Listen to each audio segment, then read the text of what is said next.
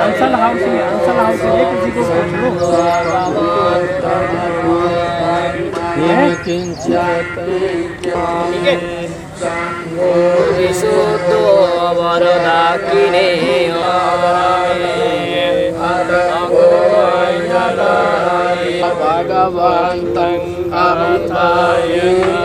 देश भर में बुद्ध पूर्णिमा के त्योहार को बड़ी ही धूमधाम से मनाया गया।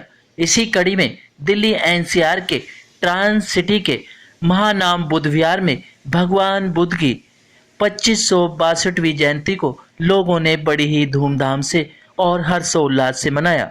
साथ ही भगवान बुद्ध की शिक्षाओं के बारे में लोगों को ज्ञान दिया गया और नवयुवकों को खासकर यह संदेश दिया गया कि वे धर्म के प्रति जागरूक रहें ताकि समाज में युवाओं की भागीदारी बढ़ सके और युवा धर्म को आगे बढ़ाने का कार्य करें। यानी समाधि होती है कि हम किसी पर भी, हम किसी देवी के, देवता के ऊपर या किसी भगवान के ऊपर जो काल्पनिक हैं उस पर भी हम जो है अपना मन जो है एकाग्र कर सकते हैं।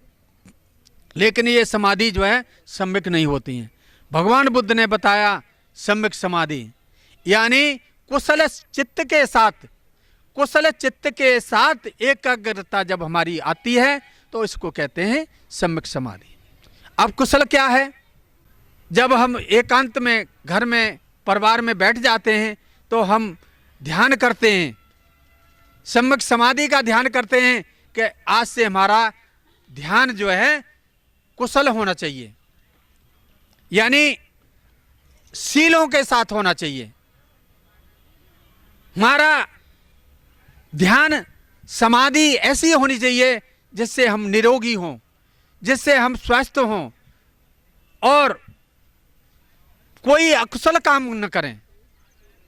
देखिए भगवान ने हमको सारे रत्न दिए, इतना बड़ा रत्न दिया है कि अगर उन रत्नों का हमने स्वीकार कर लिया, अपने जीवन में उतार लिया, तो हमसे ज़्यादा कोई इतना मजबूत और इतने हम समृद्धशाली हैं कि हमारे आगे कोई इतना मजबूत नहीं होगा। क्योंकि भगवान बुद्ध के जो रत्न हैं, भगवान ने जो बताया ना कि तीरतन यानी बुद्ध रतन, धम्म रतन, संघ रतन। अभी सबसे पहले कहा तो ये 3 रतन हैं। 3 रत्नों का अनुशीलन तो करिए, आप व्यवहार में तो लाइए, जीवन में उतारिए। देखो कितना जीवन में आपका अंतर आता है। तो इतना करुणा से भर जाता है, इतना मैत्री से भर जाता है, इतना मुदिता से भर जाता है, इतना समता से भर जाता है। ये महाकारुणिक तथागत भगवान बुद्ध नववर्ष भी कहते हैं हम इसको, और ये 2562वीं बुद्ध पूर्णिमा है।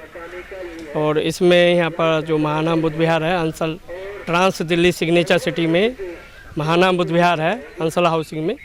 और प्रतिवर्ष हम लोग इसको मनाते हैं बड़े हर्षोल्लास के साथ में।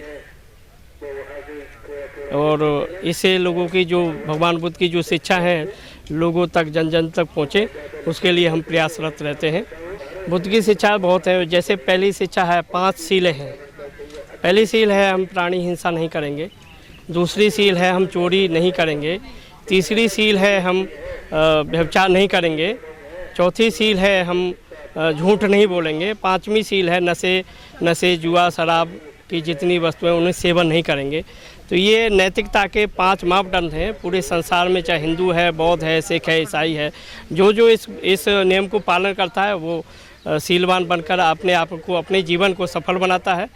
जितने भी बुद्ध विहार हैं जहाँ जहाँ होते हैं, कुछ लोग गाँव में, शहरों में, गलियों में भी मनाते हैं। तो जैसे लोगों को टाइम मिलता है उस तरह लोगों में पार्टिसिपेट करते हैं बुद्ध विहारों में जाकर। हाँ, युवाओं के लिए जो आज के समय में जो पार्टियां या और लोग संगठन जो गुमराह कर रहे हैं, उन माता पिताओं को मेरा संदेश है कि वो अपने बच्चों को अच्छे से शिक्षा दें ताकि वो गलत रास्ते पर न जाएं, गलत जगह भटकाव में न जाएं, नशे पते की लत में न लगें और किसी का शिकार न रहें। हमारी ये संस्था मुख्य रूप से देश में धर्म को प्रचार के लिए है। धर्म का मतलब है बुद्ध धर्म, और उसके द्वारा नागरिकों में, लोगों में, परिवारों में फैली हुई बुराइयों को दूर करने का रास्ता बताते हैं। पाखंड और कुरीतियों से दूर रहने के लिए प्रचार करते हैं।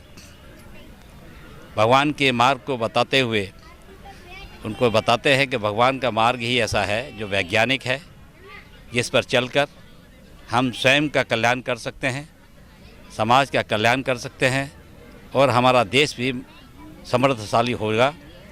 जब इस देश में बुद्ध का शासन था तब ये देश सोने की चिड़िया था।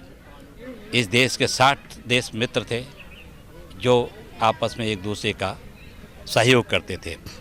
हम उसी संस्कृति को पुनः इस देश में लाना चाहते हैं। कोई यहाँ पर असमानता, धार्मिक, जाति, रंग, रूप, लिंग के अनुसार कोई असमानता का व्यवहार न हो, सब समानता का व्यवहार करें। सरकारें इस बात को समझें, समाज भी समझे। जब हम सब समानता के व्यवहार करेंगे, एक दूसरे के मित्रता, करुणा का व्यवहार करेंगे, तो हम संगठित होंगे, और संगठित नागरिक ही संगठित देश बनाते हैं। और देश को समृद्ध करना है, सुरक्षित करना है, तो संगठित जनता ही उसको संगठित करेगी और सुरक्षित करेगी, और देश को प्रगति की ओर ले जाएगी। इसी के साथ बुद्ध जयंती मनाने आए लोगों के लिए पीपल के वृक्ष के नीचे भंडारे का आयोजन भी किया गया।